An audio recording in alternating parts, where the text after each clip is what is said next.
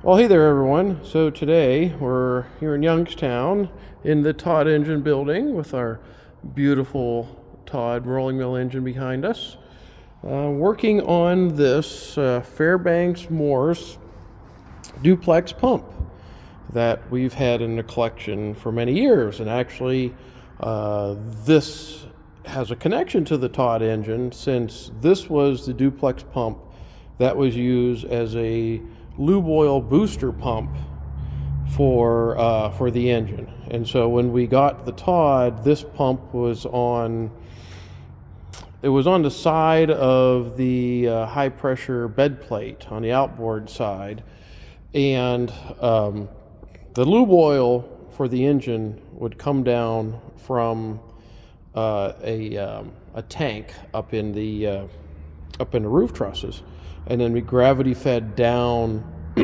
into the engine, into the bearings and all that. And then the oil would then go through a filters and all that, and then get pumped back up into the reservoir.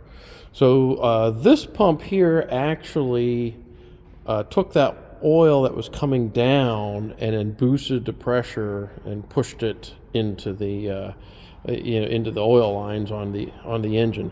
As far as I can remember, of course, this was 30 some years ago that we took this thing apart, but the way I remember it is that's how it worked. And that's what I want to do with it here. When we do have the Todd running, we'll of course have steam, and so we'll be able to use this pump here to pull the lube oil and out of the reservoir and then pump it through all the bearings of the engine. So, what does this need to operate again? Well, not really all that much. We've done some work on it in the past, so it's had a few things done to it. For one, it made new valve stems. The old ones were pretty rotted out. Had a couple of these screws to replace, and that's what holds the springs for the valves. And let's see, I don't think we've done much else, or we needed to do much else, but the one thing we do need to do is make new rings. So the rings on this side were bad, and then the rings here, that's a little bit too much clearance. So I'm going to have the local machine shop make us some new rings for that. And then we'll go and put this thing back together. For the most part, the bores, all that, look pretty good inside. There's just a little bit of rust we're going to take care of with a stone. So I've got my Blanchard burr buster stone, and basically you just take some oil or kerosene or diesel, and you can just rub this right over the surface there, and it kind of takes off some of the high spots and smooths it out. Probably take these two studs off so I can do the whole thing at one time. So same thing with any of these flat surfaces. One of those stones would be good to use, or another flat surface there to take care of. And then once this is all done, we can put it back together. And then when we have steam up next year, hook it up and run this on steam and test it out. So if you remember, we worked on another one. It was a Gardner Denver, and it's in the cab of 58.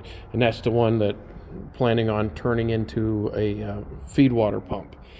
So that one is built differently than this because it was designed to pump water. It has different types of rings in it than this one here, and then it also has bronze piston rods because it was going to be in water service, so you wouldn't want to have steel in water service. But since this is in oil service, these can be steel because the material you're pumping isn't going to cause corrosion. The valves and all that are somewhat similar to what's on the Gardner Denver. The springs are retained a little bit differently, but a spring with a flat plate down there, that's the way that both of them are made. So when the pump makes a stroke, it sucks oil in, and through the through a set of valves, it sucks the oil into a chamber, and then when it makes a stroke the other way, it pushes it back out, pushing out through the other valve, and then it just keeps doing that for the all 4 chambers. And of course, the way that these things work is that the stroke you make on this side runs the valve gear that moves the valve on this side. So when this makes a stroke, it moves this valve, causing this side to move. When this side moves, that throws this valve, which makes this side move. And so it just keeps reciprocating back and forth between the 2 sides. Very simple design. There were many manufacturers of these. These things are very common at one point. They're getting a little bit rare now, but you can still find them out there. Collectors have them. The 2 that we have are not collector's items. They are useful pieces of steam equipment, just like everything else we have here. We don't collect things for collecting's sake. We collect things to use, and if it's here, that means it might have a use someday, because this is an actual steam shop. It has, not somebody's personal collection. All right. Well, at any rate, so that's what I've got going on here. And I'll go through and clean up some of this stuff here, and shoot another video later on showing you a little bit more once we get this a little bit further put back together. Unlike some of the other channels, I don't set up the camera and shoot all these scenes of me doing work. It's like, I don't have time for that sort of thing. You think about it, you watch some of those videos, and there's a picture of the guy setting up something, and then he's doing it, and then it cuts to something else, and then there's another camera angle, and then, or the ones that are walking through the woods, like going camping, like, well, here's the picture of the truck driving in, and then there's a picture of him walking through the forest, and another one. It's like for every one of those, that guy's got to stop, set the camera up, walk by, go back, pick the camera up, set it up. It's like, how do you get anything done if you're constantly setting the camera up? So I don't do that. I just get work done. If you want to see it getting done, then just come to Youngstown, stand here, watch. We could talk about it as we're working on stuff.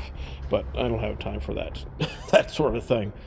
All right. Well, that's rant over. I'm getting back to work. Talk to you guys later.